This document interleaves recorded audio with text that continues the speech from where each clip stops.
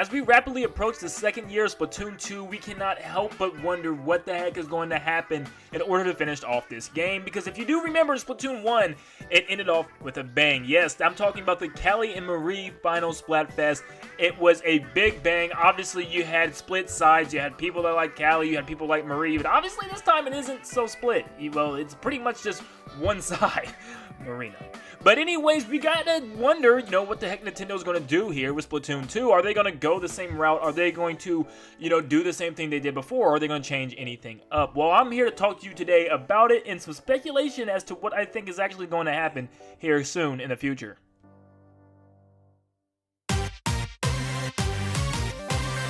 So real quick, let's recap what happens in the storyline. Real quick, in Splatoon 1, you have Agent 3, and he helps Agents 1 and 2, which turn out to be Callie and Marie, take down the evil Octoling leader, DJ Octavio. You take him down, you destroy him, blah blah blah, all's good and well.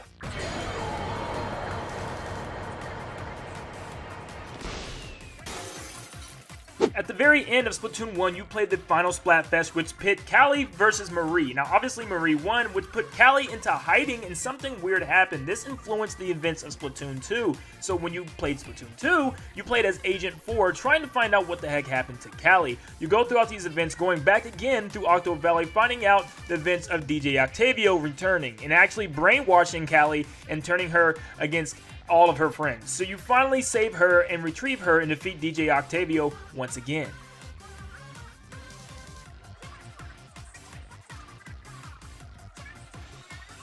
Now here's where we get into tricky territory, because if we follow the pattern, we should be coming up against a Splatfest between Pearl and Marina very soon, but obviously that hasn't happened yet, so we gotta kind of put that off for a second and continue on with the storyline. So in this Octo Expansion from Splatoon 2, you play as Agent 8, an Octoling that has lost his memory and is found in the subway tunnels by Captain Cuttlefish. You guys help each other find a way out. Captain Cuttlefish is trying to find Callie, and you're trying to recover your memories as to what the heck is going on. So pretty much you find out memories that you knew Agent 3 back in the past, and you uncover those memories throughout the game. We don't need to talk about that. But we need to talk about the main enemy in this game, which wasn't DJ Octavio, it was Tartar, a psychedelic telephone made by some humans a long time in the past. So you pretty much team up with Pearl Marina to take down Tartar and his giant statue, while Captain Cuttlefish just dances in the background. But what is the point of this overall? Yes, you save Inklings everywhere, but what does this lead to? What other information can we pull from this scene and pull from the Octo Expansion itself? So first we need to find out when the Splatfest might occur. So we look back at Splatoon 1, the game actually dropped in May 2015, and the final Splatfest happened a year later in July in 2016. Now unfortunately, using this to help us with Splatoon 2 finds out that we've already passed this point. The game came out July 2017, which would mean the game would probably have to have its final Splatfest in September of 2018. Well, we are in March of 2019. So when the heck is this thing gonna drop? I mean, we are way overdue for the final Splatfest, but I'm not complaining. Obviously, it's fun to play Splatfest, but we all want to see the last one occur because that normally brings a new game. And that is kind of where I'm looking at this now, because it seemed that Splatoon 2 was well planned in advance and that it was coming very soon, as it dropped just 2 years after the first game. So maybe Splatoon 3 is still in development and it's taking a lot longer than they may have expected. So how big is this Splatfest going to be? Well, we all know that pretty much the whole world loves Marina, and I just feel like it's going to be one-sided in that point. Yes, I know that the Splatfests aren't based on popular vote alone, it's based on amounts of wins solo and per team, but what's the point when you have a whole army legion behind one squid sister at a time? I mean, it's kind of difficult. So how are they going to manage this, and how is this going to be utilized to be fair and fun for everybody to participate during this Splatfest? So we all know how Nintendo likes to keep us on our toes and keep us, predicting the unexpected.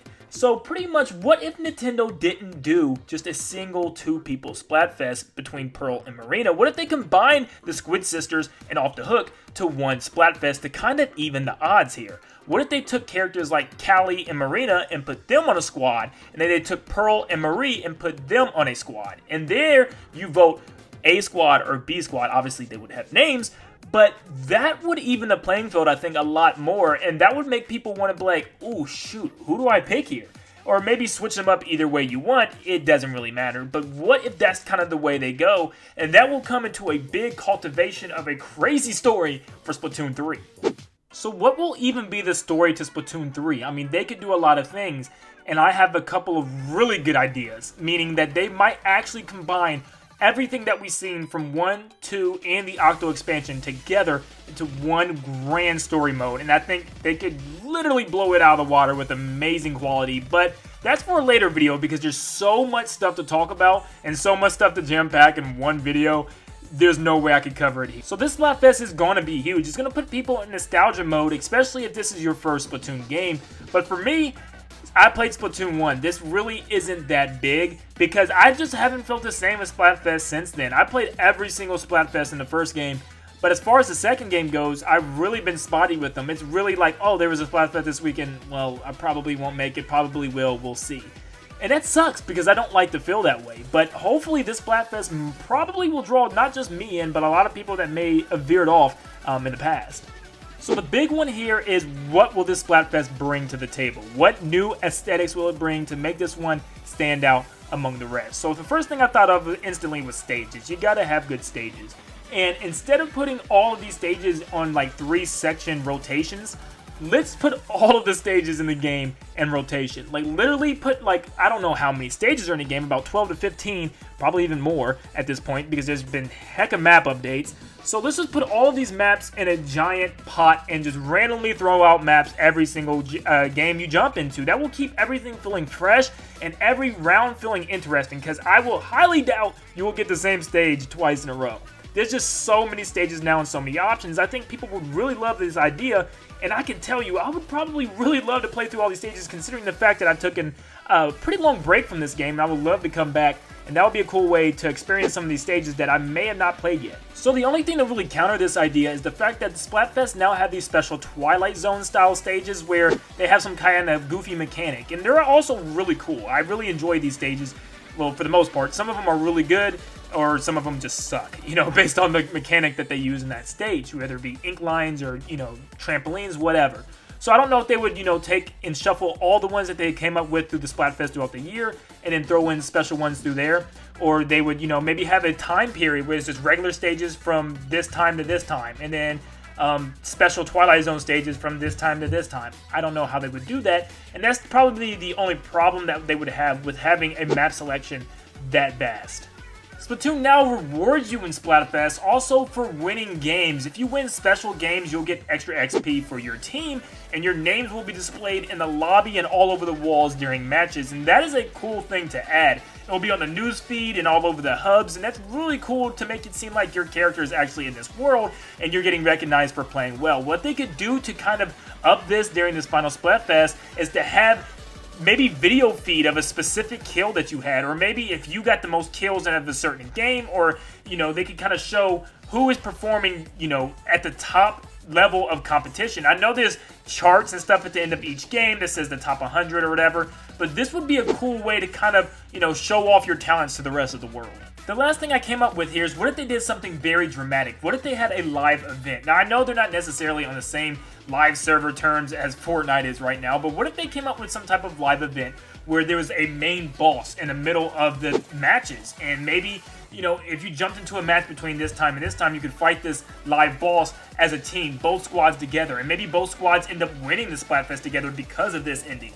Maybe DJ Octavio comes into the middle, or one giant Salmonid, or maybe none of that happens, and maybe it's just a whole bunch of Salmonid jump into the battle and start messing up the matches, and maybe that works as kind of like a zombie thing, and where you still have to fight the other squad, but there's Salmonid all over the map, and they can mess with you and even kill you if you're not careful. That would be really cool, where maybe some situations you have to team up with the other team to defeat a Salmonid, and then you can get back to your battle.